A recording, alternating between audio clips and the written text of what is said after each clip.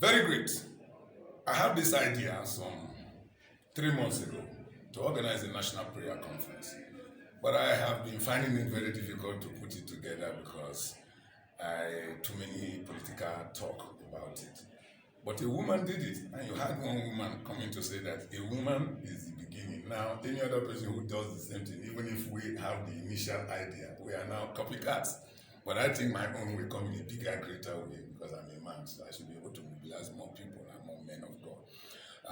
I can tell you this is the beginning of it, and this is actually what they are supposed to have started to kill this issue of religious politicking. You know, the whole Nigerian politics has been religionized, which is not supposed to be. Religion and politics can go together because it has to do with God-fearing person. It has to do with righteousness. I studied my Bible in the book of Romans and discovered that leaders are ministers of God. Leaders. Any king is a minister of God. A president is a minister of God. Because no president will ascend the throne to do evil. President ascends throne to place order, to keep the rules and regulations of the country. So it is godly. So I see this program as a very big success, and I want to work with this idea very well.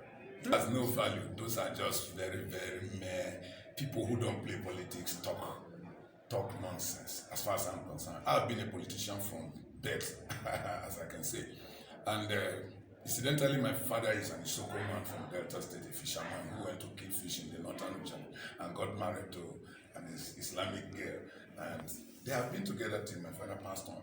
And my mother grew up as a Muslim right in our house. Gave birth to me. We grew up following my father's religion as a Christian, and she herself kept her own religion, and there was no problem. And when I came to see that my mother was resolute on her religion, I asked her, "What do you want?" She said she wants to go to Mecca. I have to sponsor her and her sister to Mecca. 2013, 2014, they went twice, and it didn't change anything. In our house, we have all the various religions. In our family, there is no tribe that we don't have.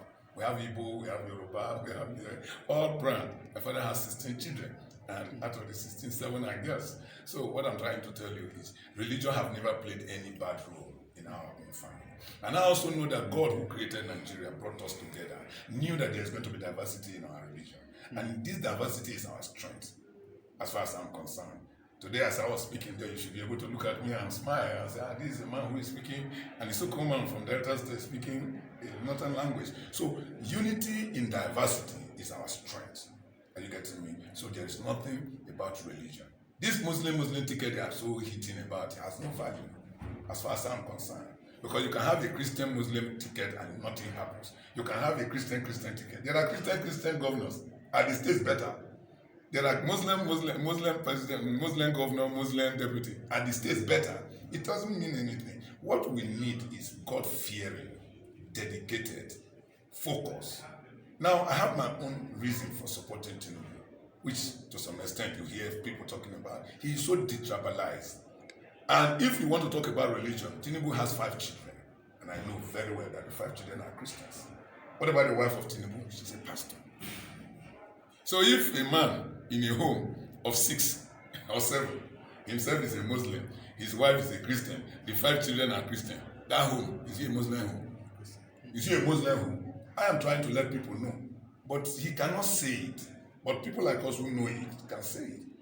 Nobody who marries a Christian woman that will not kneel down one way, say, my wife, pray for me.